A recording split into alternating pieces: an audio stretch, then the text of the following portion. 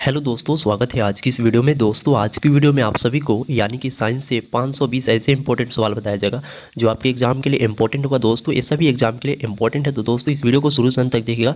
दोस्तों आज हम साइंस से यानी कि 520 इंपॉर्टेंट सवाल करा दूंगा जो आपकी परीक्षा में बार बार पूछा जाता है। ठीक है, तो दोस्तों वीडियो को शुरू से अंत तक देखिएगा और वीडियो अच्छा लगे तो वीडियो को लाइक कीजिएगा। ठीक है, अगर आप हमारे चैनल पर पहली बार है तो हमारे चैनल को सब्सक्राइब कर लीजिएगा। चलिए दोस्तों हम सवाल को शुरू करते हैं। दोस्तों सबसे पहला सवाल है यानी कि कार्य का मात्रक क्या होता है। दोस्तों जो कार्य का मात्रक होता है जूल होता है। ठीक है, दोस्तों आप लोग को बहुत ही जल्दी कराया जाएगा, जो बहुत यानी कि जल्दी कराया जाएगा। आप लोग को 520 यानी कि सवाल है। ठीक है, थोड़ा फास्ट में होगा तो आप लोग जल्दी से नोट करते जाइएगा। ठीक है, तो दोस्तों पहला सवाल में क्या कहा जा रहा है कि कार्य का मात्रक क्या होता है। तो दोस्तों कार्य का मात्रक होता है जूल। दोस्तों अगला सवाल है यानी कि 2 नंबर सवालों में कहा जा रहा है कि प्रकाश वर्ष की इकाई होती है। दोस्तों प्रकाश वर्ष की इकाई जो होती है, प्रकाश तीव्रता की इकाई क्या होती है। प्रकाश वर्ष की इकाई है प्रकाश तीव्रता की। ठीक है, क्या हो जाएगा प्रकाश तीव्रता की।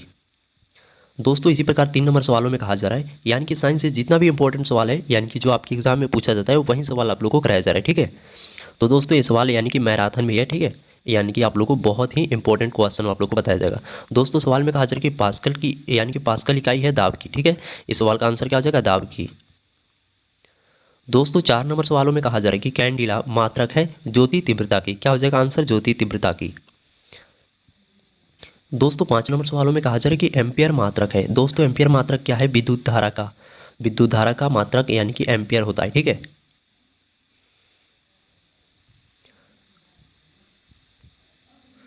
दोस्तों इसी प्रकार 6 नंबर सवाल में कहा जा रहा है सूर्य ग्रहण होता है जब यानी कि सूर्य ग्रहण जब होता है यानी कि चंद्रमा सूर्य और पृथ्वी के बीच आ जाता है। ठीक है, तब सूर्य ग्रहण होता है। ठीक है, इसी प्रकार दोस्तों 7 नंबर सवाल में कहा जा रहा है कि एक समतल दर्पण पर यानी कि आपतित किरण। तो दोस्तों 7 नंबर सवालों में क्या कहा जा रहा है। 7 नंबर सवालों में कहा जा रहा है कि एक समतल दर्पण पर यानी कि आपतित किरण 60 डिग्री के कोण बनाती है तो यानी कि परावर्तन कोण कितना होगा। तो दोस्तों परावर्तन कोण जो होगा 60 डिग्री होगा। ठीक है, दोस्तों 8 नंबर सवालों में कहा जा रहा है कि पूर्ण आंतरिक परावर्तन होता है जब प्रकाश यानी कि जब प्रकाश जाता है। दोस्तों प्रकाश जब यानी कि हीरे से कांच में। ठीक है, हीरे से जब कांच में जाएगा तो पूर्ण यानी कि पूर्ण आंतरिक परावर्तन होता है। ठीक है, दोस्तों 9 नंबर सवालों में कहा जा रहा है कि यानी कि मृग तृष्णा उदाहरण है। तो दोस्तों पूर्ण आंतरिक परावर्तन का। ठीक है, इसका आंसर क्या हो जाएगा पूर्ण आंतरिक परावर्तन का। दोस्तों अगला 10 नंबर सवालों में कहा जा रहा है कि MKS पद्धति में कार्य का मात्रक क्या है। तो दोस्तों कार्य का मात्रक होगा जूल हो जाएगा। ठीक है, दोस्तों अगला 11 नंबर सवालों में कहा जा रहा है कि CGS पद्धति में कार्य का इकाई क्या है। तो दोस्तों अर्घ यानी कि क्या हो जाएगा दोस्तों अर्घ बटा यानी कि डाइन सेमी। ठीक है, यानी कि CM है। ठीक है, सेमी इसे बोला जाता है। ठीक है, अर्घ डाइन सेमी। अगला सवाल है कि 1 जूल कितने अर्घ के बराबर होता है। तो दोस्तों 107 इसका राइट आंसर हो जाएगा। क्या हो जाएगा 107। दोस्तों 13 नंबर सवालों में कहा जा रहा है कि 1 मेगावाट कितने तुल्य यानी कि कितने तुल्य होता है।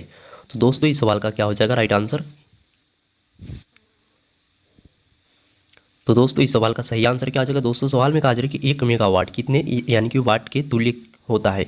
तो दोस्तों इस सवाल का सही आंसर हो जाएगा 10 लाख यानी कि 10 लाख वाट हो जाएगा। दोस्तों 14 नंबर सवालों में कहा जा रहा है कि एक अश्व यानी कि अश्व शक्ति कितने वाट के बराबर होती है। तो दोस्तों 746 वाट।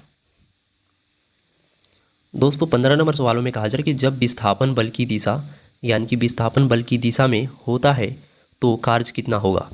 तो कार्य यानी कि कितना होगा अधिकतम होगा। ठीक है, इसका आंसर क्या आ जाएगा अधिकतम।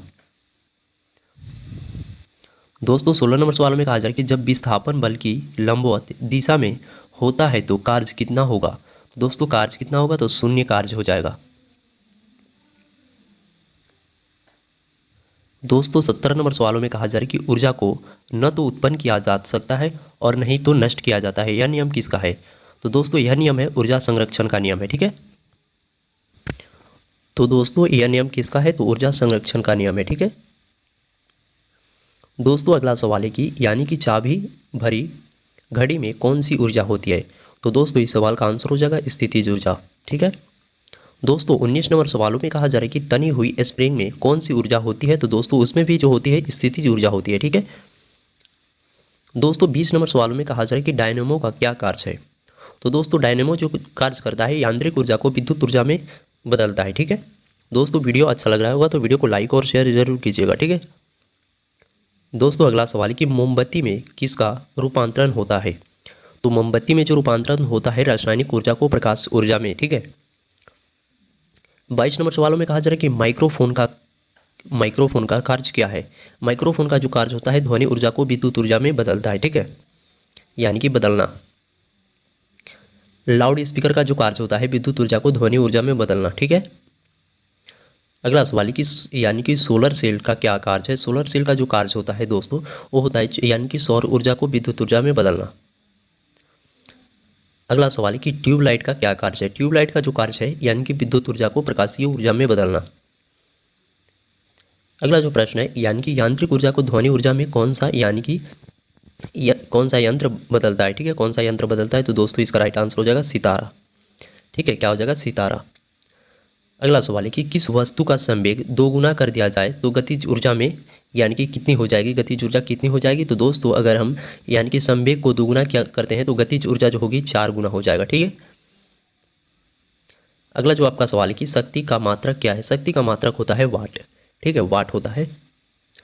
अगला सवाल है कि एक मशीन 100 जूल कार्य करता है तो 10 सेकेंड में करती है। यानी कि सवालों में कहा जा रहा है कि एक मशीन 100 जूल कार्य 10 सेकेंड में करती है तो उस शक्ति का यानी कि उस शक्ति क्या होगी, यानी कि उसकी शक्ति क्या होगी। तो दोस्तों उसकी जो शक्ति होगी 10 वाट होगी। ठीक है अगला सवाल है कि शक्ति का मात्रक वाट किस वैज्ञानिक ने यानी कि किस वैज्ञानिक ने सामान्य में यानी कि किस वैज्ञानिक के नाम में सामान्य में रखा गया। तो दोस्तों इस सवाल का आंसर हो जाएगा जेम वाट। ठीक है यानी कि जेम्स वाट हो जाएगा। ठीक है जेम्स वाट। अगला सवाल है कि दो पिंडों के बीच लगने वाले बल को क्या कहते हैं। दोस्तों दो पिंडों के बीच लगने वाले बल को हम क्या बोलते हैं। तो दोस्तों इसका राइट आंसर हो जाएगा गुरुत्वाकर्षण बल। ठीक है अगला जो आपका सवाल है कि गुरुत्वाकर्षण के नियम प्रतिपादित किसने किया। तो दोस्तों इस सवाल का आंसर हो जाएगा न्यूटन ने। ठीक है यानी कि न्यूटन ने। अगला आपका सवाल है कि पृथ्वी तल से नीचे जाने पर जी का मान पर क्या प्रभाव पड़ेगा। तो दोस्तों जी का मान जो हो जाएगा घट जाएगा। ठीक है जी का मान क्या हो जाएगा घट जाएगा। अगला सवाल कि पृथ्वी के केंद्र यानी कि जी का मान कितना होगा। तो पृथ्वी के केंद्र पर जी का मान जो होता है वो 0 होता है। ठीक है अगला जो सवाल है कि जी का मान सबसे अधिक कहाँ पर हो यानी कि कहाँ पर होगा। तो दोस्तों ध्रुवों पर। ठीक है अगला सवाल है कि जी का मान सबसे कम कहाँ पर होगा। तो दोस्तों विषुवत रेखा पर। दोस्तों अगर किसी भी आपको सवाल में डाउट होता है तो आप लोग कमेंट बॉक्स में जरूर बताइएगा। ठीक है अगला जो सवाल है कि पृथ्वी से चंद्रमा पर जाने वाले पृथ्वी से चंद्रमा पर यानी कि जाने वाले लोकल आवर्त काल को क्या यानी कि काल को क्या प्रभाव पड़ता है, यानी कि लोलक।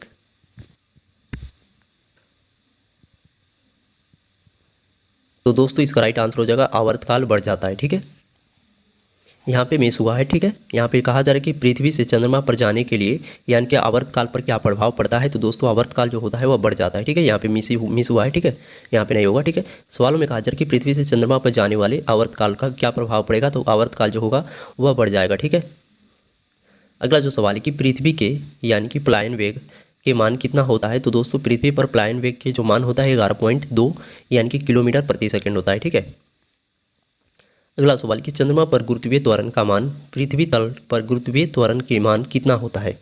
सवालों में कहा जा रहा है कि चंद्रमा पर गुरुत्वीय त्वरण और पृथ्वी पर यानी कि पृथ्वी के तल पर गुरुत्वीय त्वरण का मान कितना होता है। तो दोस्तों 1% यानी कि 1/6 होता है। ठीक है कितना होता है 1/6 होता है। अगला जो सवाल है कि दाब का मात्रक क्या है। दाब का जो मात्रक होता है पास्कल होता है। ठीक है अगला जो आपका सवाल है कि एक्स किरण किस में से होकर नहीं जा सकती। तो दोस्तों लकड़ियों से होकर नहीं जा सकती। अगला जो आपका सवाल है कि नाभिकीय रिएक्टर के निर्माण में कौन सा तत्व आवश्यक है। यहाँ पे कौन सा तत्व आवश्यक है। तो दोस्तों इसका राइट आंसर हो जाएगा जो यानी कि जोकोर्नियम। ठीक है जोकोर्नियम हो जाएगा इसका राइट आंसर। अगला जो आपका सवाल है कि कौन सा धातु चुंबक द्वारा आकर्षित नहीं होता है। तो दोस्तों इसका राइट आंसर हो जाएगा एल्युमिनियम। ठीक है अगला जो आपका सवाल है कि एक मनुष्य यानी कि 1 मीटर में कितनी दूरी पर रखी वस्तु को स्पष्ट नहीं देख पाया तो आंखों में कौन सी दोष है। यानी कि आँख में कौन सा दोष है? तो दोस्तों इसका राइट आंसर हो जाएगा दूरदृष्टि दोष खराब है, ठीक है। अगला जो सवाल है कि सोनार का उपयोग किसके लिए किया जा सकता है, यानी कि किया जाता है? तो दोस्तों नौ संचालकों के लिए, ठीक है। अगला जो आपका सवाल है कि यानी कि बार्नौली की प्रमेय यानी कि प्रमेय किस पर आधारित है? तो ऊर्जा संरक्षण पर, ठीक है। इसका राइट आंसर हो जाएगा ऊर्जा संरक्षण। दोस्तों अगला सवाल है कि विज्ञान की जिस शाखा के अंतर्गत यानी कि पदार्थों का गुण संरक्षण यानी कि संरचना आदि का अध्ययन होता है, उसे कि हम क्या कहते हैं? तो दोस्तों उसे हम रसायन विज्ञान कहते हैं, ठीक है। क्या कहते हैं? रसायन विज्ञान। अगला जो आपका सवाल है कि यानी कि नक्षत्रों का अध्ययन विज्ञान के किस शाखा के अंतर्गत होता है? तो दोस्तों इसका राइट आंसर हो जाएगा खगोल विज्ञान, ठीक है।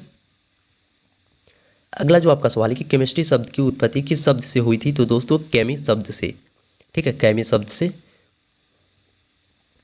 अगला जो आपका सवाल है कि क्रमबद्ध एवं यानी कि सुव्यवस्थित ज्ञान को कहा जाता है, क्या कहा जाता है? तो दोस्तों विज्ञान।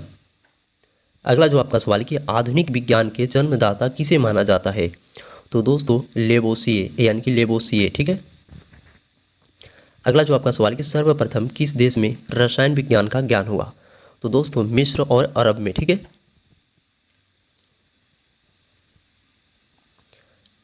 अगला जो आपका सवाल है कि आधुनिक विज्ञान में अब तक कितने तत्वों की खोज हुई? तो दोस्तों 108। कितने तत्वों की? तो 108 तत्वों की।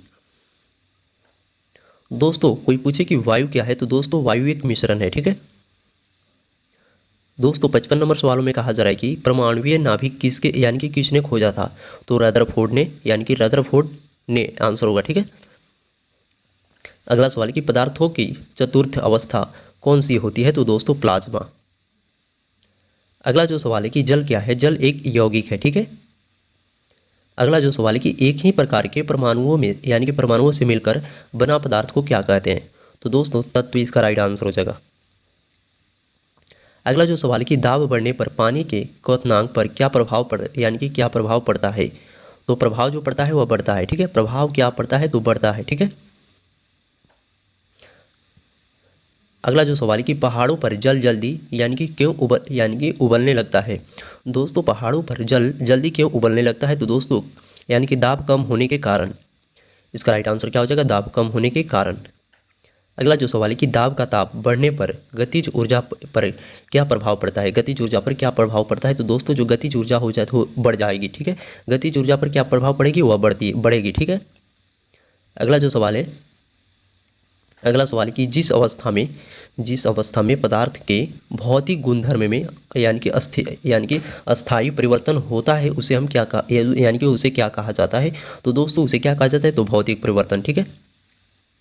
अगला सवाल है कि चीनी की घोल कौन सा परिवर्तन है? तो दोस्तों भौतिक परिवर्तन है, ठीक है। अगला सवाल है कि आयोडीन का परिवर्तन कौन सा परिवर्तन है? तो भौतिक परिवर्तन है, ठीक है। अगला सवाल है कि जिस अवस्था में पदार्थ संगठन गुण धर्म के अस्थायी रूप से परिवर्तन हो जाते हैं, उसे हम क्या कहते हैं? दोस्तों उसे हम रसायन विज्ञान कहते हैं, ठीक है। राइट आंसर क्या हो जाएगा? उससे रसायन विज्ञान कहते हैं, यानी कि रसायन परिवर्तन कहते हैं, ठीक है। ये सभी रासायनिक परिवर्तन है। अगला जो है मोमबत्ती का जलना कौन सा परिवर्तन है? तो ये भी रासायनिक परिवर्तन है, ठीक है। अगला जो है बर्फ पिघलना कौन सा परिवर्तन है? तो ये भौतिक परिवर्तन है। अगला जो है कोयला का जलना कौन सा परिवर्तन है? तो ये रासायनिक परिवर्तन है। अगला है कि सिरके का बनना कौन सा परिवर्तन है? तो रासायनिक परिवर्तन। लोहा में जंग लगना ये भी कौन परिवर्तन है? ये भी रासायनिक परिवर्तन है। और दूध से दही बनना कौन सा परिवर्तन है? तो रासायनिक परिवर्तन। ये सभी याद रखना है आपको। और दूध से दही बनने में कौन सा परिवर्तन? यानी कि रासायनिक परिवर्तन। प्राकृतिक में जल कितनी अवस्था में पाया जाता है? तो दोस्तों इसका राइट आंसर हो जाएगा ठोस द्रव व गैस। प्राकृतिक में जल कितने अवस्थाओं में पाया जाता है? तो ठोस, द्रव और गैस, यानी कि 3 अवस्थाओं में। अगला जो सवाल है कि जिस ताप पर द्रव का वाष्प दाब वायुमंडलीय दाब के बराबर हो जाता है, उसे क्या कहते हैं? तो उसे क्वथनांक कहते हैं, ठीक है। जिन वस्तुओं का आकार यानी कि अनिश्चित होता है तथा आयतन निश्चित होता है, वे कहलाते हैं द्रव, ठीक है। अगला सवाल है कि नौसादर को गर्म किए जाने पर वह बिना द्रव के यानी कि बदले गैस में बदल जाता है, उसे क्या कहते हैं?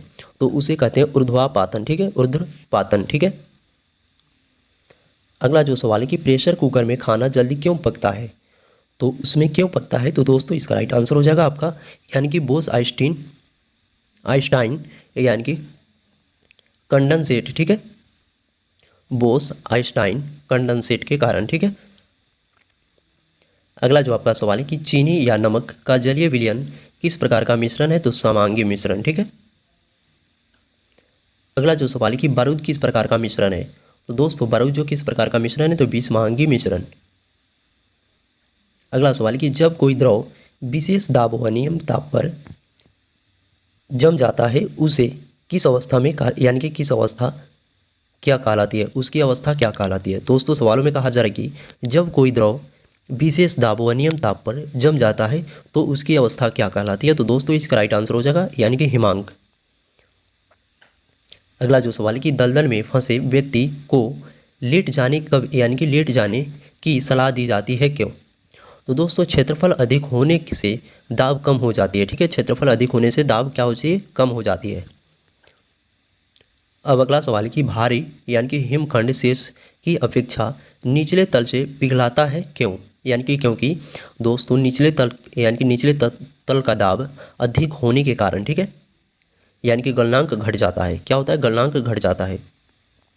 अगला जो सवाल है कि बर्फ पर यानी कि स्केटिंग करना पर यानी कि प्रदर्शित करता है कि दाब बढ़ने पर बर्फ का गलनांक क्या होगा, तो बर्फ का जो गलनांक होगा वह घट जाता है, ठीक है, क्या होता है, घट जाता है।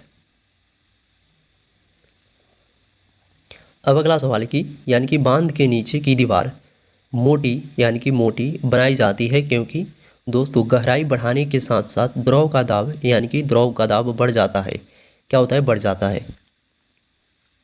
अगला जो आपका सवाल है कि वायुमंडल में यानी कि बादलों के तैरने का कारण क्या है, तो दोस्तों यानी कि कारण है घनत्व। अगला जो आपका सवाल कि तैराक को नदी के मुकाबले समुद्र पानी में तैरना आसान क्यों लगता है, तो दोस्तों इसका राइट आंसर हो जाएगा समुद्री पानी का घनत्व यानी कि साधारण पानी से ज़्यादा होता है, ठीक है, क्या होता है, ज़्यादा होता है। अब हमारा अगला सवाल है कि वस्तु की मात्रा बदलने पर यानी कि अपरिवर्तित रहेगा घनत्व। अगला सवाल है कि पानी का घनत्व अधिकतम होता है 4 डिग्री सेल्सियस पर। इस सवाल में कहा जा रहा है कि जब कोई नाव नदी से समुद्र में प्रवेश करती है तो थोड़ी ऊपर की ओर उठ जाती है, क्या होती है, थोड़ी ऊपर की ओर उठ जाती है। अगला सवाल है कि यानी कि स्टील की गोली स्टील की गोली पारे में तैरती है क्यों, यानी कि तैरती है क्यों, तो दोस्तों पारे का घनत्व स्टील की अपेक्षा अधिक होता है इसी के कारण, ठीक है। अगला जो सवाल है बर्फ पानी में तैरती है परंतु एल्कोहल में डूब जाती है क्यों, तो दोस्तों बर्फ पानी से हल्का होती है, ठीक है, एवं एल्कोहल से भारी यानी कि एल्कोहल से भारी होते यानी कि होता है, क्या होता है, एल्कोहल से भारी होता है। अगला जो सवाल है कि पानी से भरी यानी कि डाट लगी बोतल जमने पर टूट जाएगी क्यों, तो दोस्तों जमने पर जल का क्वथना यानी कि आयतन जो होता है बढ़ जाता है जिसके कारण फूट जाता है यानी कि डाट लगी बोतल फूट जाता है यानी कि टूट जाता है। अगला है जो है पहाड़ी पर चढ़ता है एक व्यक्ति आगे की ओर झुक जाता है क्योंकि यानी कि अस्थायित्व बढ़ने के लिए, ठीक है। अगला जो सवाल है कि शरीर का वजन जो होता है ध्रुव पर अधिकतम होता है, ठीक है।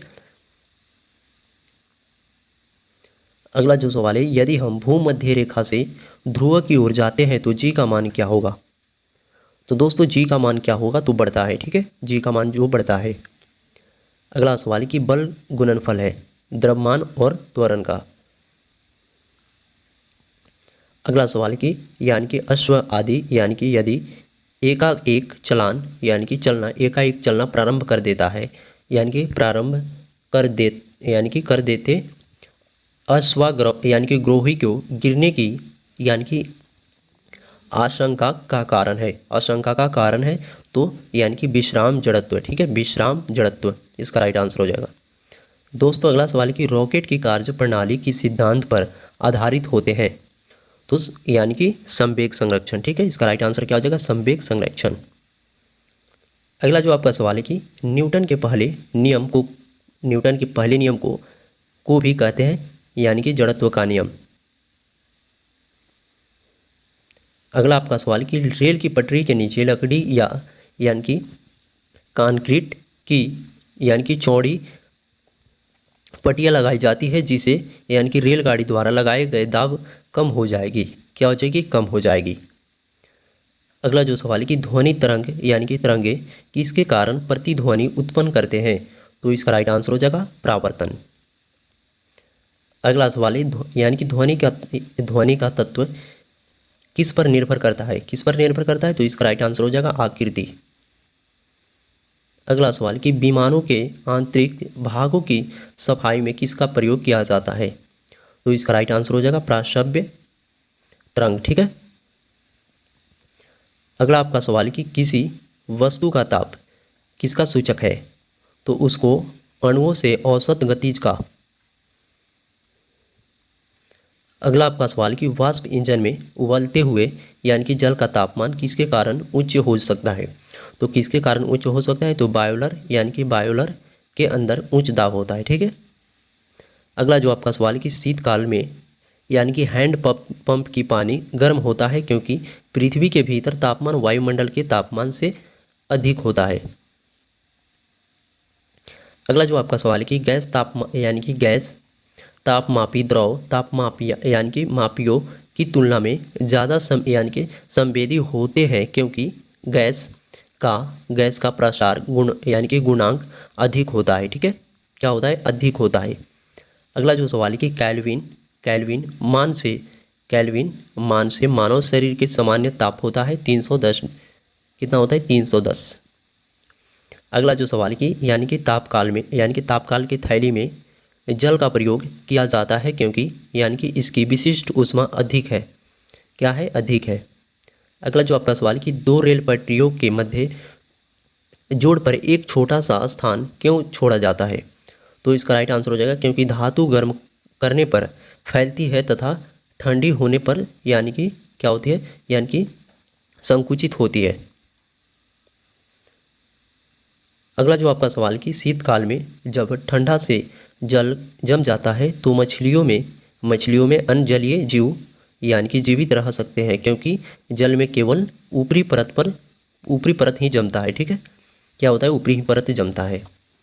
अगला जो आपका सवाल है कि आणविक संगठन के द्वारा ऊष्मा का यानी कि संप्रोषण क्या कहलाता है?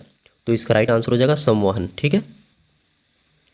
अगला सवाल कि शीतकाल में कपड़े हमें गर्म रखते हैं क्योंकि शरीर की ऊष्मा को बाहर जाने से रोकते हैं। अगला जो सवाल है कि काले वस्त्रों के मुकाबले श्वेत वस्त्र यानी कि शीतल क्यों होते हैं? तो इसका राइट आंसर हो जाएगा उनके पास जो भी प्रकाश पहुंचता है उसे वे परिवर्तित करते हैं। ठीक है, क्या करते हैं? वे क्या करते हैं? यानी कि परिवर्तित करते हैं। अगला जो सवाल है कि निम्न तापी इंजनों का अनुप्रयोग होता है रॉकेट यानी कि प्रौद्योगिक में। ठीक है। अगला जो आपका सवाल है यानी कि अगला सवाल क्या है? अगला जो सवाल है कि न्यून तापमानों पर यानी कि तापमानों का अनुप्रयोग होता है क्या हो जाएगा? अंतरिक्ष यात्रा, चुंबकीय यानी कि पृथ्वीयापन एवं दूरमित्ती में। ठीक है, दूरमित्ती में। अगला सवाल कि पर्वतों के आच्छादित हिम सूर्य की यानी कि गर्मी द्वारा एक स्थान पर पिघलने का कारण है। तो दोस्तों यह सूर्य से प्राप्ति अधिकांश ऊष्मा का परिवर्तन कर देता है यानी कि कर देती है। अगला जो आपका सवाल कि तेज हवा वाली रात्रि में ओस नहीं बनती है क्योंकि ऊष्माकरण यानी कि वाष्पीकरण, सॉरी दोस्तों यहाँ पे वाष्पीकरण की दर तेजी होती है। ठीक है, यानी कि तेज होती है। अगला जो सवाल है कि ठोस कपूर से कपूर वाष्प बनने की प्रक्रिया को कहते हैं तो दोस्तों यानी कि ऊर्ध्वपातन। ठीक है। अगला जो सवाल है यानी कि बर्फ के दो टुकड़ों को आपस में दाबने पर टुकड़े आपस में चिपक जाते हैं क्योंकि यानी कि दाब अधिक से बर्फ़ का गलनांक